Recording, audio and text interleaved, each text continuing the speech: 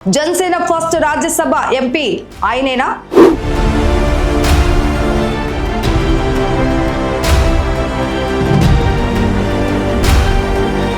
పదేళ్ల నిరీక్షణ, ఎన్నో అవమానాలు, వాటన్నిటిని దాటి ఈరోజు ఏపీలో కింగ్ మేకర్ గా నిలబడింది జనసేన పార్టీ.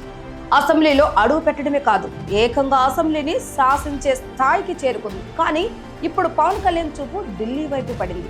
అవును, పెద్దల సభ అనబడే రాజ్యసభలోకి జనసేన మొట్టమొదటిసారిగా అడుగు పెట్టబోతుంది. కానీ ఇక్కడే ఒక పెద్ద సస్పెన్స్ దాగుంది. కూటమిలో భాగంగా జనసేనకు దక్కిన ఆ ఒకే ఒక రాజ్యసభ సీటు ఎవరికి దక్కబోతుంది? సొంత అన్న నాగబాబుగా, కష్టకాలలో అండగా నిలబడిన ఫైనాన్సర్లుగా, లేక పవన్ మైండ్ లో ఇంకేదైనా మాస్టర్ ప్లాన్ ఉందా?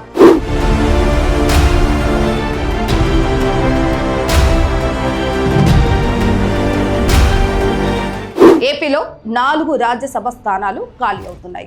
పొత్తులో భాగంగా అందులో ఒక స్థానాన్ని జనసేనకు ఇచ్చేందుకు కూటమి గ్రీన్ సిగ్నల్ ఇచ్చేసింది. ఒక్క సీటు కోసం ఇప్పుడు ఆశావహులు జాబితా చాటడంత ఉంది. కానీ ఈ లిస్టులో ఒక్క పేరు మాత్రం చాలా బలంగా వినిపిస్తుంది. ఆయనే లింగమనేని రమేష్. ఎవరి లింగమనేని? ఎందుకు ఆయన పేరు అంతలాగా వినిపిస్తోంది? లాజిక్ చాలా సింపుల్. పవన్ కళ్యాణ్తో పాటే కాదు, అటు చంద్రబాబు నాయుడు, నాదెండ్ల మనోహర్కు కూడా ఆయన అత్యంత సన్నిహితుడట. పార్టీ ఆర్థికంగా ఇబ్బందులు ఉన్నప్పుడు, ఎవరు అండగా లేనప్పుడు తెర వెనుక ఉండి జనసేనకు పెద్ద దిక్కుగా నిలబడింది ఆయనే.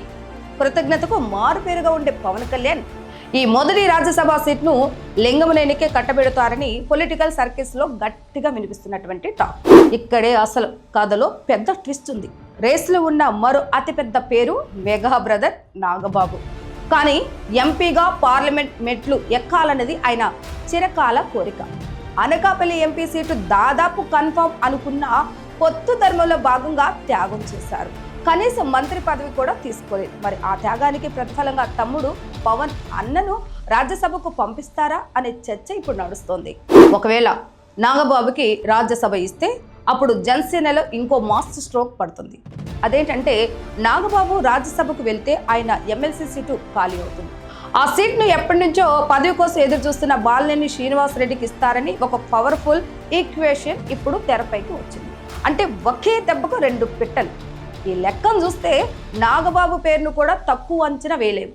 వీరిద్దరే కాకుండా పార్టీలో మొదటి నుంచి ఉన్న సీనియర్ సినీ నిర్మాత ఏఎం రత్నం లాంటి వాళ్ళు, ఇంకా కొంతమంది పారిశ్రామికవేత్తలు కూడా ఈ రేసులో తమ అదృష్టాన్ని పరీక్షించుకుంటున్నారు. ఎవరి ప్రయత్నాలు వాళ్ళు చేస్తున్నారు. కానీ పవన్ కళ్యాణ్ మైండ్ ను రీడ్ చేయడం అంత ఈజీ కాదు. రాజకీయాల్లో ఈ రోజు ఉన్న సమీకరణాలు రేపు ఉండవు. పవన్ కళ్యాణ్ నిర్ణయాలు ఎప్పుడు ఊహకు కూడా అందవు. పార్టీ కోసం కష్టపడ్డ లింగమనేనికి పెద్దపీట వేస్తారా, లేక అన్నకు అవకాశం ఇచ్చి బాలినేని ఎమ్మెల్సీ చేసి పొలిటికల్ బ్యాలెన్స్ చేస్తారా? ఈ సస్పెన్స్ కి త్వరలోనే తెరపడనుంది. మరి మీరేమనుకుంటున్నారో కామెంట్ చేయండి.